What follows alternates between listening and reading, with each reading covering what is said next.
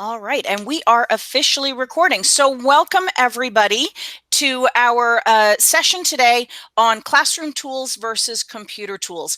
Really what we want to do is get you guys able to understand what to choose in order to make it work. And a lot of today's session was built in response to AACPS stating that teachers were allowed to go and teach from their classroom. And we got a lot of emails from people that started with, "Oh my God, I'm so excited to do this," and then a lot of questions about how it might work, and that got us thinking about ways that it might not work. So what I'm going to try to do here, it did not go as well as I had hoped during this first session, but I am going to try to share with you guys a short little video here of some scenarios that that we have prepared for ways that maybe it won't work exactly the way you're hoping it will. So what I'm going to do is I'm going to share a Chrome tab with you guys, hoping that you will get my video and audio coming up here.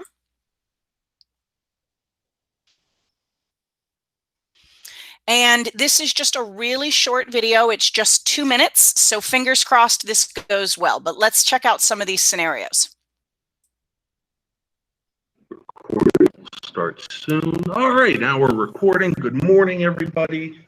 So here we're going to learn about angles. We've got 3 types of angles.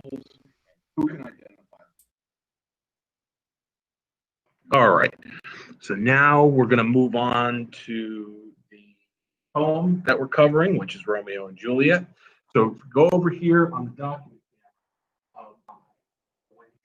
When it is the 9 by 5, what are we defining as?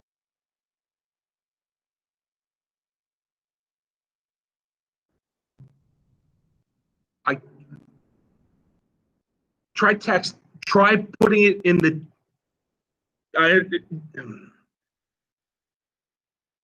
try texting it.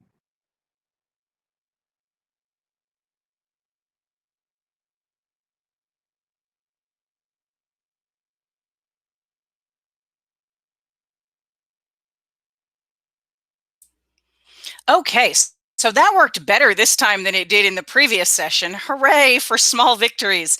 So huge shout out to my coworker, Patrick Malone, for being my sage on the stage right there. He agreed to be the one on camera for all of that. So I really appreciate that. And the intention there for creating those little scenarios was just to get you guys thinking about how teaching from your classroom might work if you don't plan ahead. And so much of today's session is really just about planning, about thinking about what you want to do, trying it out, and finding solutions for things that don't work. So let me try giving you guys one specific scenario and then some questions that I would recommend you ask yourself. So if you're planning on teaching from your classroom, one of your favorite tools might be your SMARTboard. And you might be imagining a scenario where you're going to set a laptop on a table or a desk in front of your SMARTboard and have it facing you so that the students can see you presenting from your SMARTboard while they're watching you on Google Meet. So here are some things you need to consider. How far away from that laptop can you be and be picked up by your microphone? What happens if you're 2 feet away, 4 feet away, so on? How wide of an angle does that camera capture? If you try to get a really tight shot on that SMARTboard so that they can see the board as best as possible, can they now see you if you're standing right next to the board? What about glare? Every classroom is different depending on your natural light situation or your blinds. You may find that glare is an issue in your classroom at certain times. When you're trying to capture that on a camera, glare is definitely going to be a factor regardless of your classroom. So what can you do to minimize the glare? Can students in viewing your instruction as a small thumbnail on their Chromebook actually see what you're presenting? Now, you may have built your presentation with size 30 font, but by the time it's captured in a Google Meet and displayed for a student on a tiny little thumbnail on their Chromebook, is it now size 6 font to them? And can they see what you're presenting? And then lastly, if you're standing up at the board several feet away from your computer, can you actually hear your students if they try to ask a question? So again, it's just about getting you thinking about how teaching from your classroom might go. Which of these problems could you solve that you could still teach from your classroom? Which of these are not solvable problems and might force you to think about something else? So really what we're suggesting in today's session is that instead of teaching from your classroom, you teach from your computer. If the portal to your students during remote learning is your desktop, if it's that camera that you're going to be sharing your content with your students through Google Meet or Google Classroom, then the best way for you to share content is for you to get all of your favorite tools on your computer and share them from your computer screen instead of trying to make that hardware in your classroom work. So the replacement for your SMARTboard that we're going to talk about today are some whiteboard apps, using anything that would mirror what you can do on a SMARTboard, but doing it on your computer without needing to get up and walk away. The next two options there, digital pictures as well as a mobile device as a document camera, are both going to be options to replace that document camera. We've heard from a lot of people, can I bring my document camera home from school? And it's not going to work the way you want it to. So we're offering some alternatives here, like capturing digital pictures or using your mobile device instead. And then the last scenario that we're going to look at today is using a program like Google Slides in place of a flip chart so that we can replace some of the tools that you would have available to you in your classroom. All right, and one of the things I didn't say at the very beginning, so I'll just go ahead and throw this out there now. Carrie Lambert is here on the call with us from my office. She's monitoring the chat. So as we go through things, if you guys have any questions, feel free to drop them in the chat. Carrie will either interrupt me to let me know if it's good for the whole group, or she'll just respond to you there in the chat to make sure that you guys are getting some real-time responses to any questions that come up as a part of this. Sorry about that, Carrie. Didn't mean to forget you. Oh, I know you would never truly forget me. No. I'll make sure of that. Now, see, if we did this 5 more times, it would be smooth as silk, but no. Yep. Okay. So let's get into that first scenario. Whiteboard applications. What can you use to replace your actual SMARTboard in your classroom? And I'm offering 3 suggestions here. You can use your Smart Notebook. That is the same application you would have used on your SMARTboard most of the time anyway. But then there are 2 other applications that you can use that are both components of your Google suite. One is Jamboard, and then the other is Google Drawings. Now, I am not going to show you all 3 of these live today during our session because I want to make sure that we have time to go through everything else we're going to do as a part of today's session. So what I've done is I've picked one of these that I want to show you guys how this scenario would work for you to use it in place of your whiteboard in your classroom. So I'm going to click to stop presenting for a moment because I need to flip you guys over to my other screen. And then what I'm going to do is I'm going to open a Jamboard file. And I picked Jamboard out of those 3 because I feel this is the one that's newest to everybody and maybe you haven't had exposure to, but it's been very popular just this spring and summertime here. So here I have a Jamboard file open, and what I've done is I've just put some text on the page, imagining that we're doing some kind of peer editing, or I'm showing you guys how to edit a document. So I've just got some text on the page that normally I might display on my SMARTboard. And when I've displayed this on my SMARTboard, I might walk up to the board and pick up a pen and then annotate over this document. And what I'm going to do now is, just like I am with you guys in the Google Meet, I'm screen sharing it. But the way that I would annotate for my students is I'm going to take advantage of my touch screen. So I'm just going to use my finger and I'm going to click on that pen tool at the very top in the left-hand side over there on my menu. And I'm going to select it again so that I get my pop out there with the different colors of ink. And then I'm going to choose one. And now I'm simply going to circle something on the screen that I want to draw your attention to, or underline something. I could even come back over here and switch to a highlighter and then highlight a chunk of text. Sorry, I think I got the marker instead of the highlighter. Let's try that one again. There we go. Highlight over a chunk of text so that I'm doing the same thing that I would do if I were standing at my smartboard using the pens, but I'm doing it with the pens built into this application on the toolbar. And then I'm using my touch screen to actually touch and use my finger and get a more natural style of writing, and as opposed to, trying to use a mouse to do these things.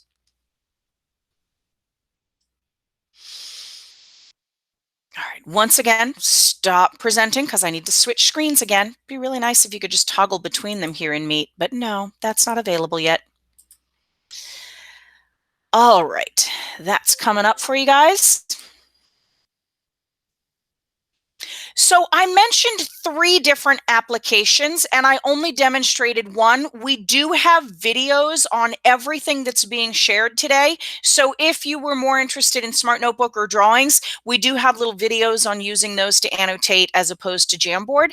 And I want to take a moment to talk about the pros and cons, because if I give you guys 3 choices, why would you choose Smart Notebook over drawings over Jamboard? Would you be able to pick a different whiteboard app if you had something else you preferred? Absolutely. What I encourage you to do is just weigh out the pros and cons of using one versus another. So what I've done is made a list of some of those for the 3 applications I'm suggesting. Smart Notebook over there on the left. Let's talk about those pros and cons. Some of the things that we like about Notebook are your different colors of ink that are available to you, as well as the different styles of pen.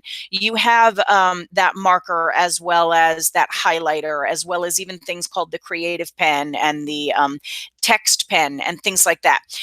One of the additional things we really like about Notebook is that you can lock images in place, so that if I plan to annotate over top of text or a picture of some kind, I don't have to worry about accidentally dragging the picture around on the screen, or maybe even accidentally deleting it while I'm getting click happy on the page there.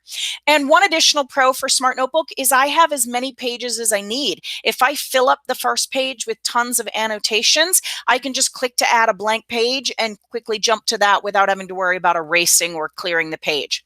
Some cons to Smart Notebook: if I want to share this with my students, I'm going to have to use the online version known as the Smart Learning Suite Online, or abbreviated SLSO, because it's not really easy for me to email a Smart Notebook file to all of my students and tell them to install Notebook on their computers at home, which isn't going to be an option on their Chromebooks anyway. So it's not as easy to share with my students during the lesson or afterwards as some of the alternatives might be.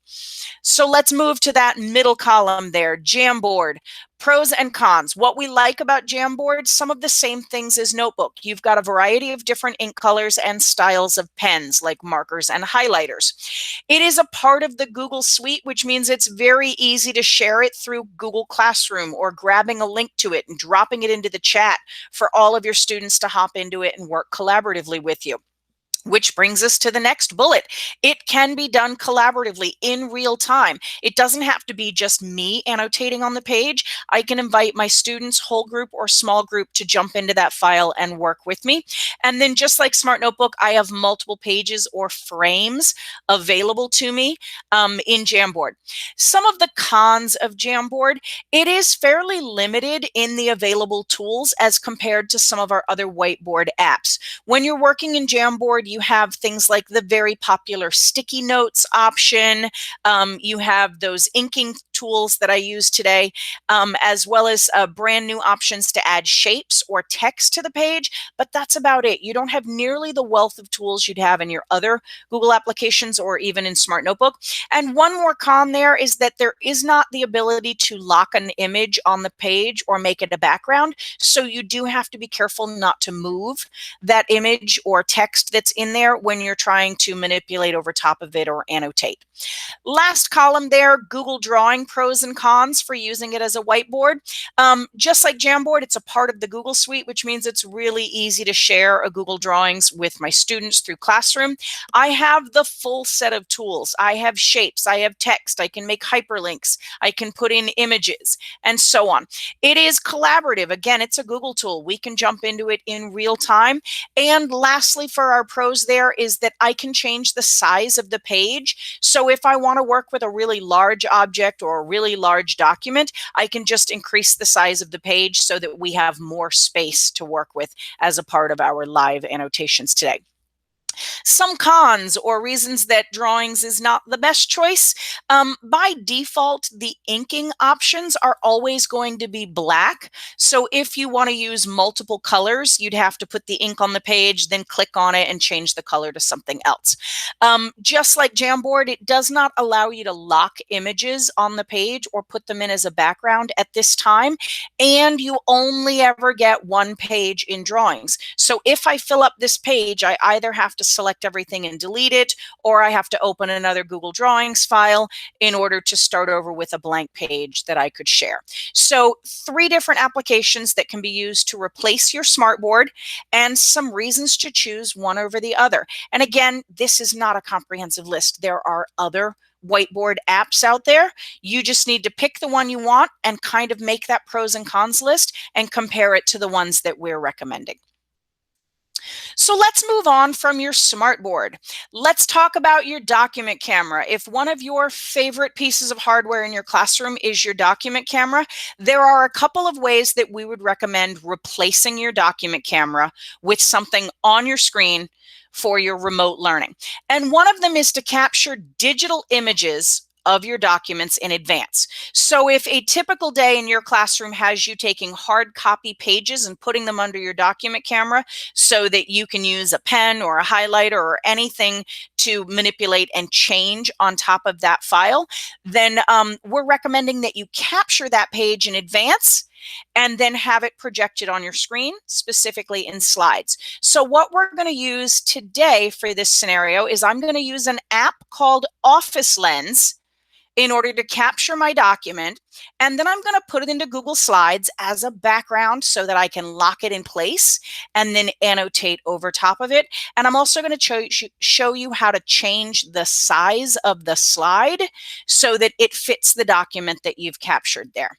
All right, so what I'm going to do, in order to show you guys Office Lens, I'm actually going to connect my phone to my computer right now so that I can show you guys how to use this app. So bear with me for just a moment. Carrie, while I'm getting this up, is there anything from the chat that we should address to the whole group? Nope, I think we're good. Someone to point out that many of this annotation also works in Nearpod. That's absolutely true. Right. There's just so many options that we had to kind of narrow it down. So we stuck with the ones that work best. Not I say work best, or some of the easiest and don't require a separate account, if you will, to get started. Because with Smart and the Google ones, yeah. Wixie. Wixie is another one that's a great Absolutely. option. If you use a lot of Wixie, that may be one that you want to explore for this. All right, Carrie, before I let you go, everybody seeing my phone? You are good. Sweet. Okay, so right here in this folder, I have an app called Office Lens, and Office Lens is a Microsoft product. It is free in your app store, available for both Android and iOS. You just search Office Lens, and what we really like about Office Lens is that it captures clean pictures of documents. And what I mean by a clean picture, if you've ever tried to put a piece of paper down on a table and capture a picture of it from your mobile device, you know you get corners of the table captured in that picture. What Office Lens does is give me the option to remove all of that. So I'm going to tap to open my Office Lens app, and I'm going to show you guys exactly how this works. I have just a pattern from a quilting magazine that I happen to have on hand here. So as I hold this underneath of my camera, you guys can see that big orange box that's been placed around this magazine page. And what that box is doing is trying to find the borders of this page. And when it has them, I just tap the capture button at the bottom, and it captures a picture of this. And what you can see now is that it's giving me those white bars around the edges there with those white circles in the corner. So if it didn't quite capture it right, I can grab that bottom right-hand corner there and drag it out a little bit, and grab that bottom left-hand one and drag it out until I'm happy with the actual parameters of the page. And then I'm going to click confirm down there in the bottom right. Now I'm on an Android, so if you guys have Apple, your menu options may be in a slightly different position on your screen, but they pretty much function the same on both Android and iOS. So click confirm. And now it's giving me some options at the bottom. Do I need to crop it further? Do I have additional pages? If this pattern goes on to the next page, I can click that add button in the bottom left-hand corner and capture the next page, and then click add and capture page 3, and so on. I'm going to say this is the only page, and I'm just going to click done in the bottom right-hand corner.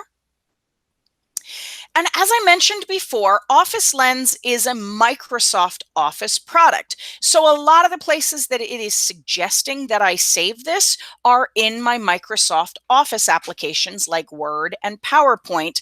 But I need this to be a picture in order for me to put it in the background in Google Slides. So you'll notice at the top I have gallery checked, but I have not checked off anything else. And that's the way I'm going to leave it. And I'm going to click save. And I talked too long and my phone went to sleep. All right, save. Now, what I've done is I've saved it in the gallery on this phone, which still doesn't get it exactly where I need it to be in order for me to put it into a Google Slides presentation. So I've got one more step from my phone before I end. In the bottom right-hand corner of that picture I just captured, you see that little snowman? I'm going to click on it, and I'm going to choose share. And I'm going to put it on my Google Drive. So I clicked down there where it says Save to Drive. And it's telling me what it's going to title it. It's putting it in my account. Wonderful. Save.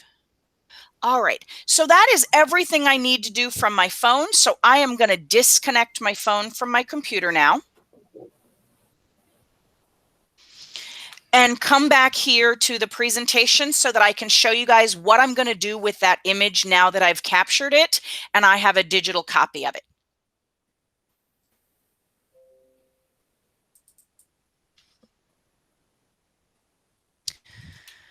All right, so I just have a blank Google Slides presentation open for you guys. Oh, that's the one I already changed. Forgive me, let me get the other one because I want to show you how to change everything. So I want to open the second one. All right. So here we have a blank Google Slides just created for me to put my Office Lens image into. So the first thing I want to do is I need to get a blank slide to put that on. So I'm just going to click up here in the upper left to add a new slide, and I'm going to choose blank.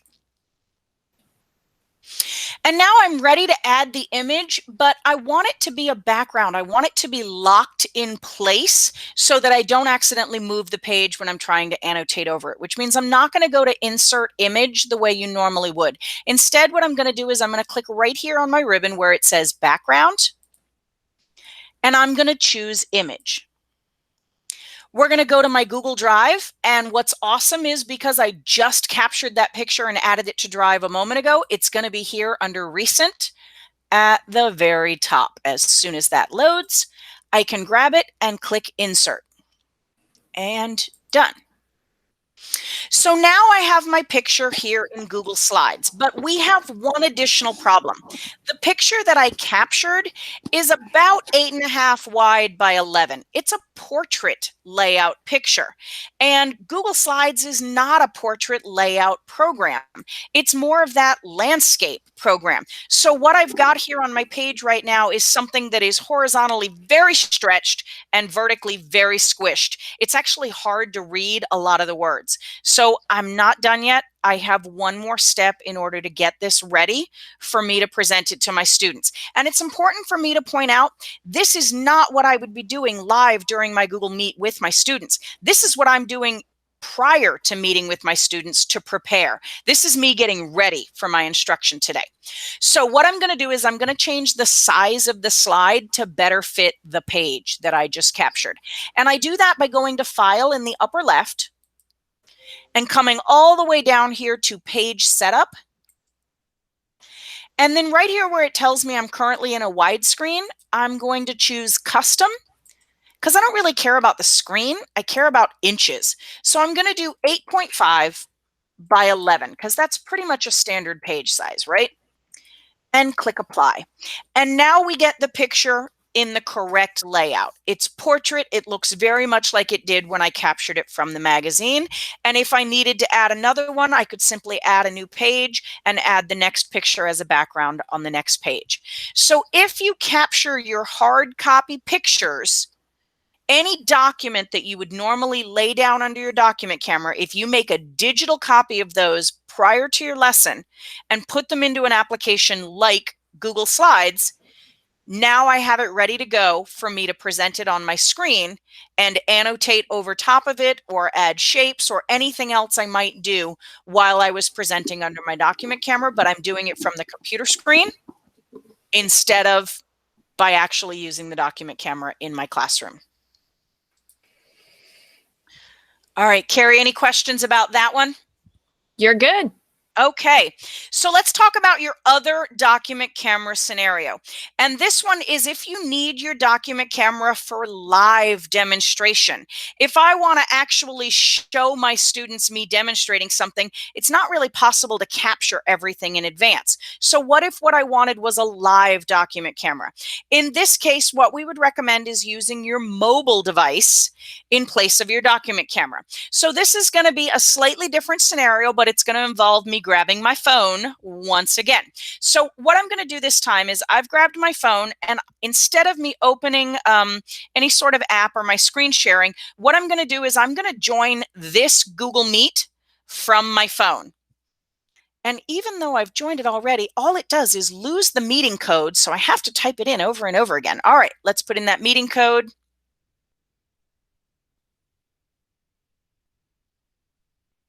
Watch, Carrie, it's going to mute me on both devices again. Here we go. Join meeting, and I'm going to stop presenting to you guys from this. All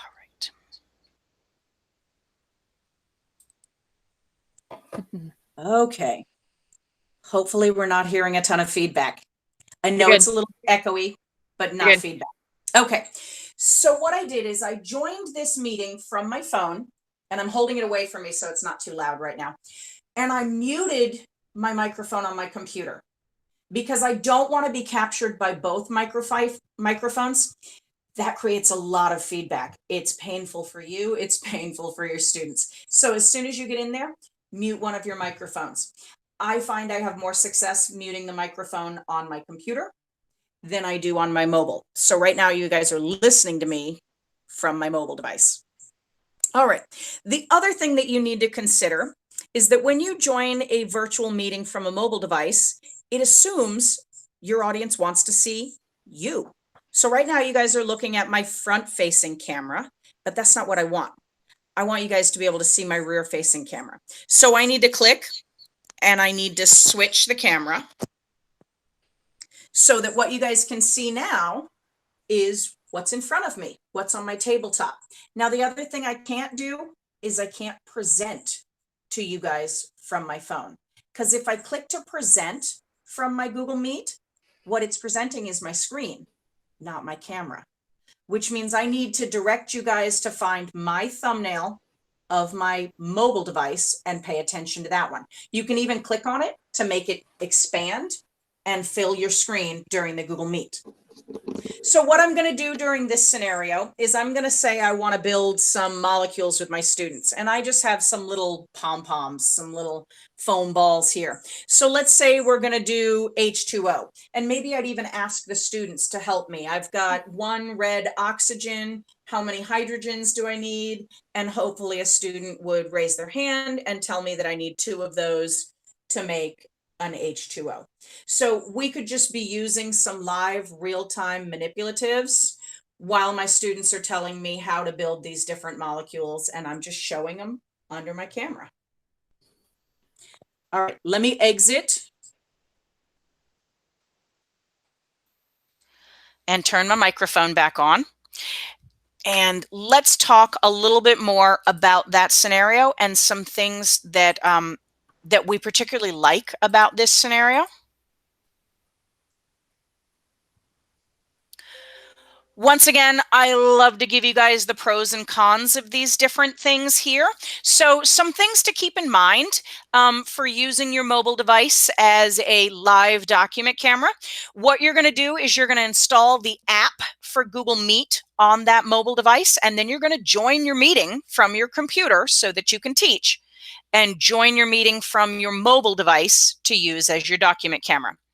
You're going to need to mute one of those microphones. You can try it out and see which one you prefer. As I said, I prefer to mute the microphone on my computer.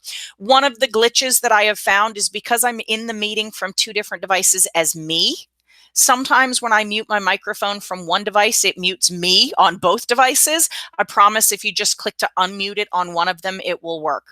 And then when you're done, just leave the meeting from your mobile device, turn your mic back on here on your computer, and you can go right back to instructing your students on what you just saw under your document camera. Some pros and cons. Live action is possible. The other scenario where we had you guys capturing documents in advance and putting them on your screen didn't involve a lot of live action other than annotating, but this allows me to actually pick up manipulatives and show the kids how we would use them the way that I would want to if I were actually in class with them. The second pro there, this is portable. As science teachers, if what you want to show your students is something that's outside, if you want to take them on something like a nature walk and show them leaves changing colors in the fall, or bugs or rocks or anything else fascinating that's out in nature, grab your phone. You can use that forward-facing camera when you want your students to be paying attention to you, and turn it to the rear-facing camera when you want to show them whatever you found outside. You're not tethered or tied to your computer in any way. It's completely portable. And then lastly, pro of using your mobile device is you don't have to worry about any hardware or software. Back at the beginning of the meeting, I said some of you guys may be excited to take your document camera home or asking about that. You'd have to have software installed on that. It's going to be a huge pain. So this is much easier. I don't have to buy anything. I don't have to have any hardware or software. It's just the mobile device that I have sitting next to me all the time. Some cons. Not everybody wants to use their mobile device as a part of their instruction. So it means you're willing to actually use your phone or your tablet or a personal mobile device as a part of your instruction. An additional con there, the way that I did it right now in this meeting was I held my phone in my hand the entire time, which means everything else I did was one-handed. If that type of scenario doesn't work for you guys, I would highly recommend looking into a little tripod. You can get a tiny little desktop tripod that will hold your phone for you and just angle it down so that that camera angle is pointing down at your desktop or your table in front of you. You can even use a full-size tripod and just stand it up next to you, as long as it is facing the desk or wherever you're going to manipulate things right there. So that will make you hands-free instead of needing to dedicate a hand to holding on to this.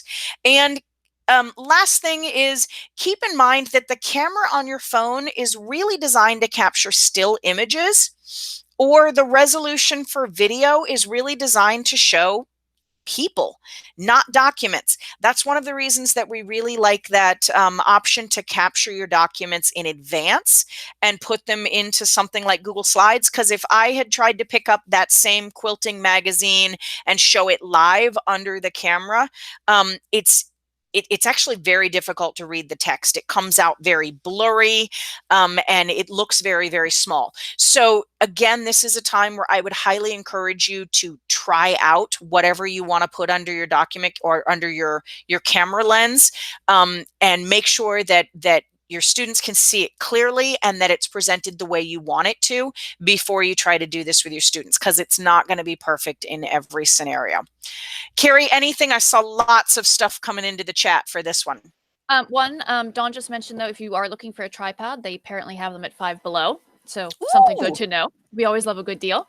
And then just they were questioning, how can students see you when you're presenting with the mobile device full screen? So how exactly to go about pinning that, or how the students would go about pinning that so they're able to see it. Awesome. Yeah. So in the Google Meet, if you guys hover over anybody's picture, anybody's thumbnail in this Google Meet that we're in, on the left-hand side, you're going to see a little push pin pop up.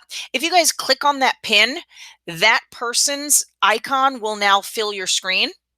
And then if you click on the push pin again, it will go away. So when you join your meeting from your mobile device, direct your students to find that image of your mobile device. Maybe put a card on your desktop really big that says hello and point them all to find the thing that says hello and click the push pin. And then that will make your mobile device camera image fill their screen. And then when you're done, if you leave the meeting, it will unpin it anyway. But if you don't leave the meeting from your mobile device, just direct them to unclick the pin and it will default back to the presenter view or the tiled view that they were in before that. Awesome. We have one more scenario to talk about as a part of today's session, and that is using Google Slides in place of a flip chart. So if one of your favorite classroom tools is just a big old white flip chart, lots of blank white page after page with lots of different colored markers where you can write and draw things for your students, we would recommend setting up Google Slides to act as your flip chart before your class. So once again, I'm going to open up a file here so that I can show you guys how we would recommend setting up slides as a flip chart. All right. So once again, on my screen, I just have a blank Google Slides file. Just opened it, haven't done a single thing with it yet. And the first thing that I want to do is I want to get rid of these text boxes because I'm not going to use them. I'm not going to type any text of any kind. So I don't need these boxes. Yeah, I can click on each of them and click delete. But one of the things that I like to do when I want to change the slide that's there is just go up to Slide on the menu, and then choose Apply Layout and come down here and click blank. That immediately switches the slide that I'm on to a different layout, and in this case, one that's completely blank, just like a flip chart would be. So the next thing I'm going to do is I'm going to change the size of the page, just like I did when I put that magazine page in there. So I'm going to go back to File, down to Page Setup, and I'm going to use the exact same dimensions I did before because my flip chart is, again, that portrait layout as opposed to this landscape here. So I'm just going to do the 8.5 by 11 again. I could change that to any size I wanted. And now, because I anticipate during class that I might use several pages, what I'm going to do is I'm just going to duplicate this slide. And I can do that by right-clicking over here in my slide preview window and choosing Duplicate Slide. But one of our favorite little shortcuts is Control D. D for duplicate. If I do Control D, it just pops out another copy of that slide, and it's copying the exact same layout that I already put in. So I made sure I changed the size of the slide before I copied it so that every single page in this file comes out in that 8.5 by 11. I could just keep copying over and over again until I have, let's say, 20 blank pages in this file. And now I'm ready to use it just like I would a flip chart in class, and I have up to 20 pages. If I think I need more than that, I can add 30 pages or 40 pages. And then every day when I go to use this file, what I actually recommend is that you copy it before you use it. And that way you always have the blank one ready for you to use tomorrow for your flip chart file, but you have today's file that you can share with period 1 or period 2 or period 3, and it has specifically the work that you did in each class period. So now that I've got some copied pages here, I'm just using Google Slides, which means I can add shapes to the page, I can add text to the page, and for anybody that has not added ink to a Google Slides file, it's up here under the line tool. And it's down here under Scribble. And right now I'm not working on my touch screen. I'm on a different monitor, so I've got to scribble with my mouse, but I can just scribble with digital ink. If I were on my touch screen, I would just take my finger, click on my scribble tool, and I could annotate just the way I did when I was working in Jamboard previously. So just the way you would normally work with a flip chart, but I have additional capabilities because I can easily add images and shapes, and I can even put a video on the page and so on. All right. So this was by no means a comprehensive coverage of every classroom tool you have. Every teacher has that go-to tool in their classroom. You have those tools that you love and you use every single day. Today, we tried to grab 3 tools that we know are in most of our classrooms and so many of our teachers use. We talked about replacing your SMARTboard, we talked about replacing your document camera, and we talked about replacing a flip chart with a digital version that could be shared right here on your computer screen without needing you to get up and walk away from the computer and having issues of whether or not your students can hear you, can they see the content clearly, and so on.